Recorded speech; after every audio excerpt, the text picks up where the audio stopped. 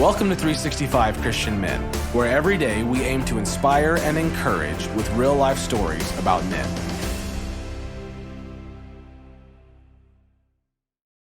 October 20th, Karl Howg. Karl Howg was a man who worked hard and accomplished many things. But one day, he missed out on an ice cream cone and gained a large dose of wisdom. Here is how it happened. Your time is a gift. Manage it well or lose it to lesser things. Karl Howg knew how to work hard. For him, a 60-hour work week was typical, and a 40-hour week would be a vacation. And the man was efficient. Karl would use his only day off well. This Sunday afternoon, he would mow the lawn and take his lovely wife out for ice cream. But while he was mowing, a bee stung him.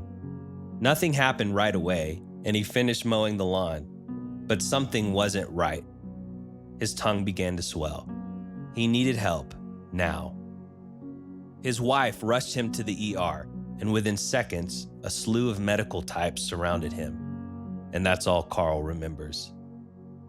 They inserted a breathing tube and transferred Karl to the intensive care unit. When he woke the next day, he had lost a day and a night of his life. Karl was all set to grab his wife and go out for ice cream, but that wasn't going to happen. Time had passed without his knowledge, just slipped away, gone. He had no memory of the last 18 hours. Now, time took on a new meaning for Karl. It was a Monday when he woke, and Karl was stunned to find he wasn't at work. This was extremely out of the ordinary for Karl, even uncomfortable. But the longer he lay in the ICU, the more he realized that time was a gift, and it was limited, and it came without guarantee. Karl had been giving his life to work, and work didn't appreciate his time in a way that meant anything, not like his family did. 3 days later, Karl left the hospital with a new goal. He'd give his time to his family and make that his priority.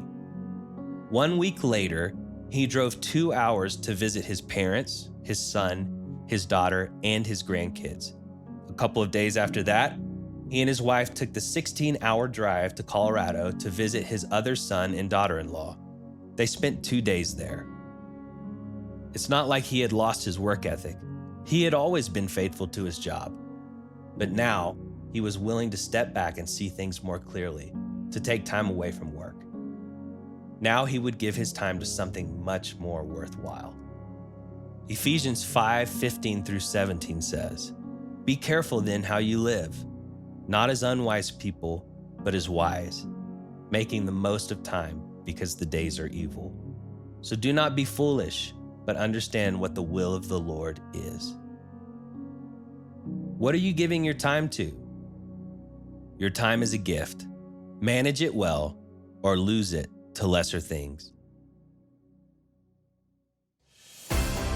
Thank you for listening to today's story.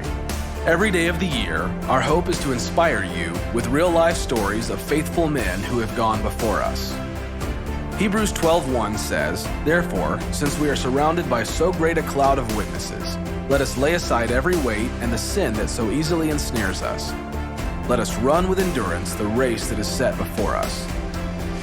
Join us tomorrow for another story at 365christianmen.com.